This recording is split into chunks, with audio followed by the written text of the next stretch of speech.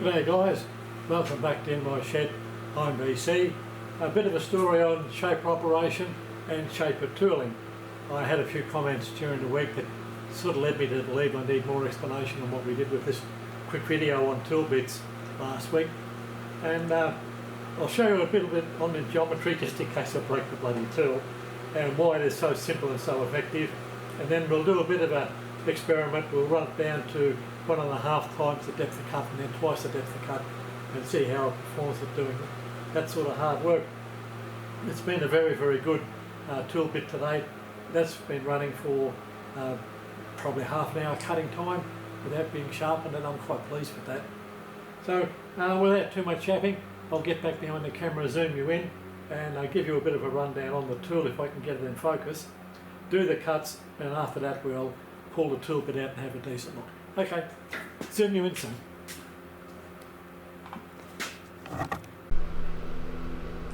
Okay, I think I got you in close enough, and I'll not even wipe the blob of swarf off the top of the tool because it's just too good a photo. I hope I don't ruin the index with my highly technical pointer, but it's a simple tool. Bradley described it very good in Bradley's book on shaper and turning tools. It's a left-hand turning tool, which means it's designed to cut in that direction, and that's just the way I like to set up, so it's pushing the swarf away from me because it's bloody hot when it comes up. Last time I operated the shaper, my swarf box in the shit box here, swarf brush, actually bristles caught on fire. So the swarf coming off this rugged bit of rail material is quite high. Okay, on the far side we have the cutting edge. That bit there does all the work. Now, I was taught under the British system where there is only one rake and the rest are clearance surfaces. So the top bit is the rake, and the rake area is the area that the swarf slides off onto. So that's the only thing you've got to remember. Like a drill bit, the rake is the spiral angle up the flute, and all the rest are clearance angles. We have a little bit of end clearance in that the tool bit is ground away behind the cutting edge, and I give it a slight angle behind the cutting edge so that there's clearance, it won't rub when it goes sideways. There's also a little bit of clearance, front clearance ground in front of the cutting tool. So dead simple.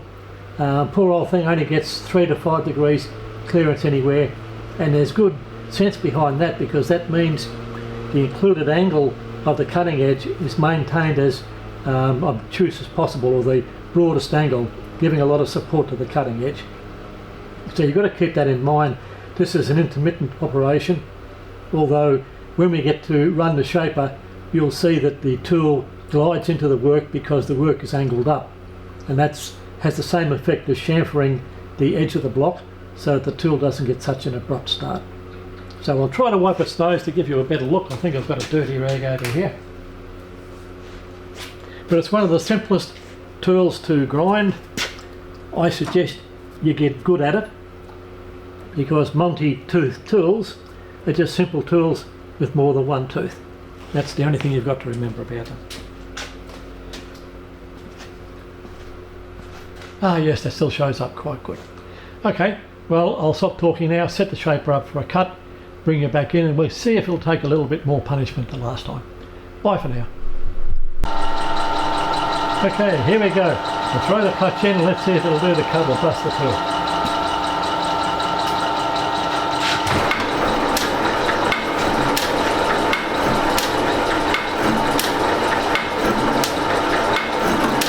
Usually it's about now that you see the work start to move in the vise. Second hit it moves a bit more, and third hit it's over the shit box onto the floor. I was chopping that off quite good. I'm pleased with that. You can tell when the old girl started to strain a bit, the noise gets a little rude. The material is chipping very, very short into tight curly wheeze. That indicates more to me that it's tough, not hard. If it's hard, it just comes off anyway, cracks its swarf.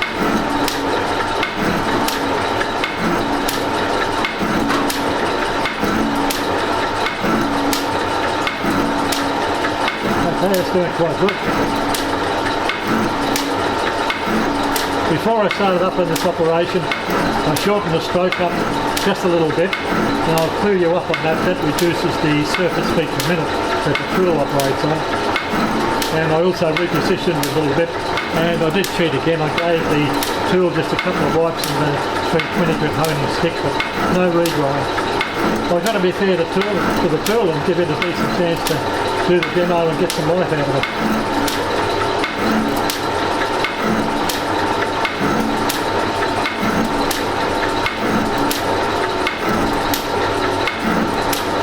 Well, that's 50% up on what I have been doing previously, and I'm quite happy with that.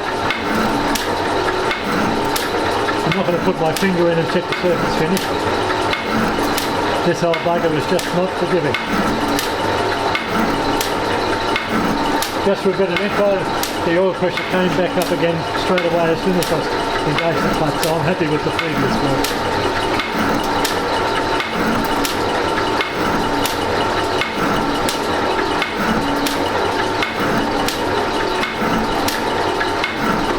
They're still cutting like a champion too.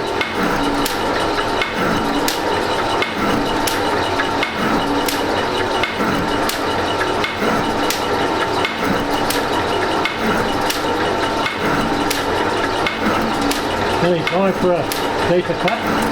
They're still throwing swarf at me.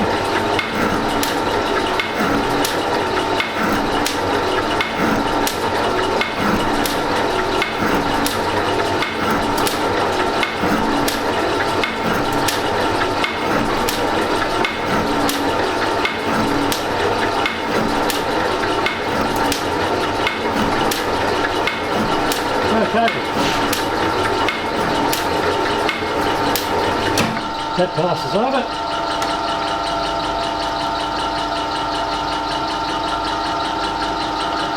Candle's falling out.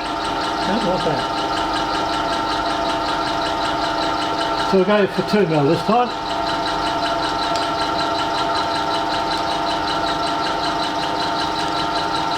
I haven't been this brave before.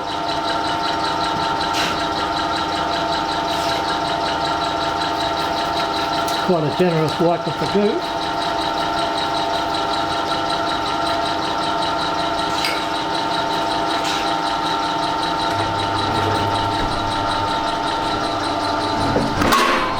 Ooh, that went chomp. That might be a bit much. Alright, we'll give it a go.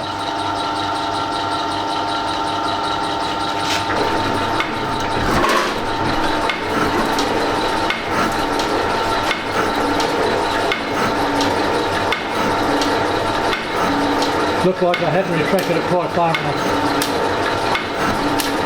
Now the power thing's on.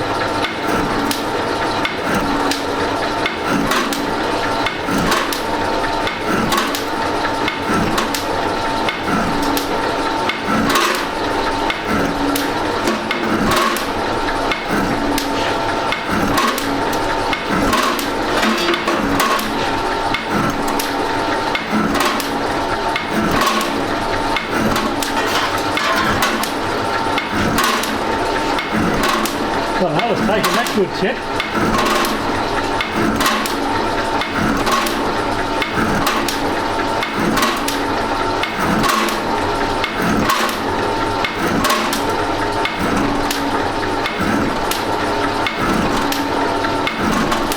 Well, so far it's +1 for Chinese high-speed steel. I hope it just don't get satellite here.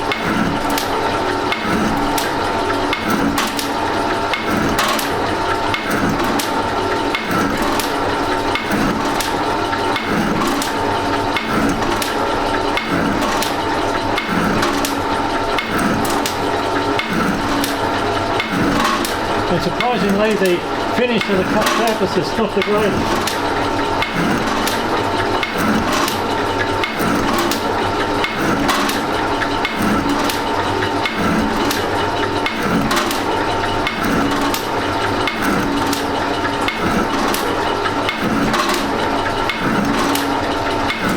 Oh, you can really feel that growling in there.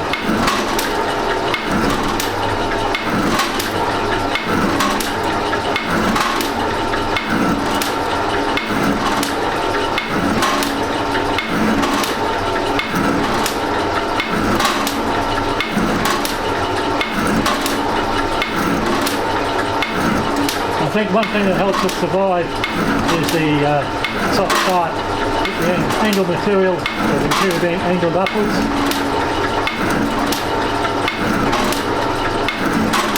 That looks a lot more than 2mm depth of cut. I think I might have promised a 3mm, not 2.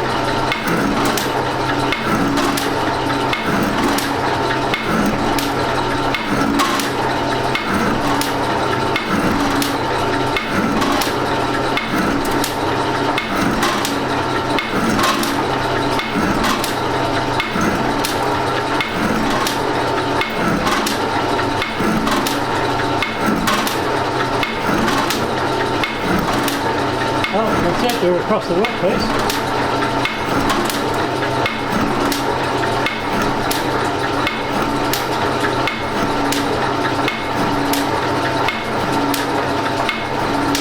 Quite happy with that.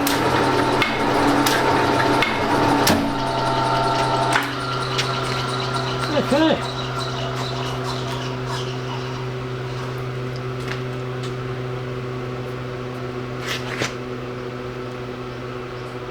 Geez, there's hardly a mark on that tool bit. I'm just going to get my verniers and check that depth of cut.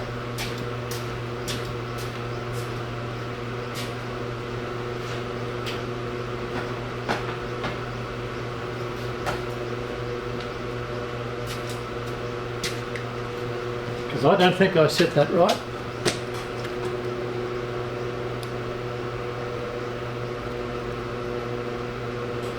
There we are, 2.55mm.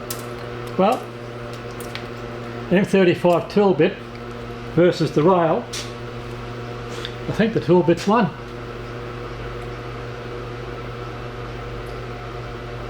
No damage whatsoever. Okay, now that the demo's done, I'll bring the tool up out of the machine, put it up on top of the swarf box and give you a closer look. Well, there you are, that's the upturn tool, and I can't see any major wear. There's a slight discolouring, but it would go for another 2 or 3 bouts at manganese steel, although I don't think I'd go 2.55mm deep. Again, the whole shaper was shaking a bit at that. Back here out to see where I position it. Many years ago I used to sell a little bit to Westinghouse Brake and Signal to a foundry they had, and I went to the office one day and I was told to go down to the end shed to find the foreman, and as I walked through the office and out across the floor I could feel the bloody floor shaking. And there was an enormous planer that was built into the floor in the last shed, and it was actually taking a chip off a set of railway points, manganese steel. There was about a 1 inch deep chip, and it would have been an 1/8 of an inch wider, just curling it off very, very slow, but you could feel the vibration in the concrete floors 100 metres away. Okay, that's it. I'll refocus and say goodbye. Well, it's just a laugh at what you do when you miss out on the weekend's work. I think it shows that shapers are by no means defunct. They're not frontline high profit earning machines, but they can still be quite handy in an expanded hobby workshop like I've got here. Next episode, which will probably be tomorrow, I've had 8 annular cutters or rotaboats cutters come in from a good mate of mine, Graham, and I'll be setting those up and sharpening them. And interestingly, I'll be able to show you how you should present your high-speed steel tools to me for your grinding. Okay, bye for now. Please like and subscribe. See you later.